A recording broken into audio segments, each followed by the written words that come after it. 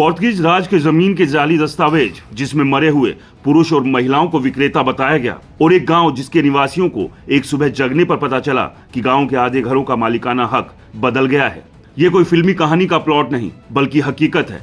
इस तरह से गोवा में जमीन हड़पने का धंधा शुरू हुआ और ये सरकारी अधिकारियों की नाक के नीचे और शायद उनकी मिलीभगत से हुआ। इंडियन एक्सप्रेस की रिपोर्ट के मुताबिक ये निष्कर्ष उस जांच के आयोग के हैं जिसका गठन गोवा सरकार ने 2 साल पहले दर्जनों ऐसे मामलों की जांच के लिए किया था। आयोग ने बताया कि इस तरह का ऑपरेशन आर्काइव विभाग के कर्मचारियों की मिलीभगत के बिना संभव नहीं था। साथ ही कहा कि मामले की जांच कर रही विशेष जांच दल को अभी तक इस पहलू की जांच करनी चाहिए। गोवा सरकार ने 15 जून 2022 को एक SIT का गठन किया। इसका काम जाली दस्तावेजों का उपयोग करके अवैध जमीन को ट्रांसफर और उसको हड़पने के मामलों की जांच करना था। SIT ने लगभग 1.5 लाख वर्ग मीटर जमीन से जुड़ी 44 FIR की जांच की, जिसमें 100 से ज्यादा संपत्तियां शामिल थी। SIT ने इस मामले में आर्काइव विभाग के एक रिकॉर्ड अटेंडेंट सहित 56 गिरफ्तारियां की और अब तक इसमें 5 चार्जशीट दाखिल की जा चुकी है। राज्य सरकार ने 9 सितंबर 2022 को बॉम्बे हाई कोर्ट के रिटायर्ड जस्टिस VK जाधव की अध्यक्षता में एक जांच आयोग नियुक्त किया। आयोग ने 1 नवंबर 2022 को अपनी रिपोर्ट सरकार को सौंपी।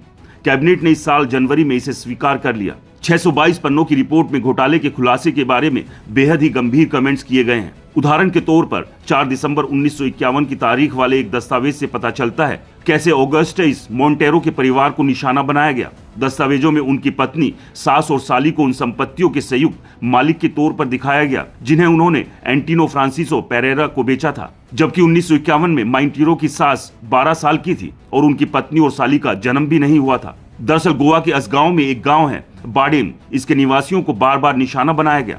फरवरी 2022 के आसपास गांव के निवासियों ने नोटिस करना शुरू किया कि गोवा सरकार की वेबसाइट पर कई संपत्तियों के राजस्व रिकॉर्ड में अलग अलग मालिकों के नाम दिखाई दे रहे थे। रिपोर्ट में बताया गया कि मुख्य आरोपियों में से एक ने SIT को बताया कि उसने और उसके साथियों ने 43 फर्जी दस्तावेज तैयार किए और 15 को पहले ही अलग अलग खरीदारों को बेच दिया। आयोग की रिपोर्ट के मुताबिक आरोपी सबसे पहले खाली, लावारिस, बदहाल पैतृक संपत्तियों या फर्नांडिस, रॉडिस और डिसूजा जैसे गांव के सामान्य नाम वाले मालिकों की संपत्तियों की पहचान करते थे।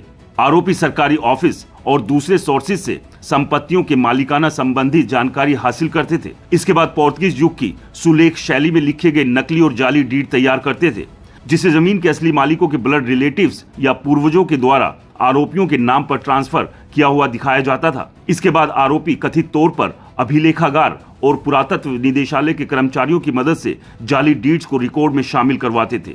इसी तरह से ये पूरा गोरख धंधा चल रहा था। ऐसे में अगर आप भी गोवा में प्रॉपर्टी खरीदने की सोच रहे हैं तो तमाम डॉक्यूमेंट्स की जांच अच्छे से कर ले, वरना ऐसा ना हो कि आप जमीन तो अपने लिए खरीद रहे हैं लेकिन मालिक उसका कोई और ही निकले।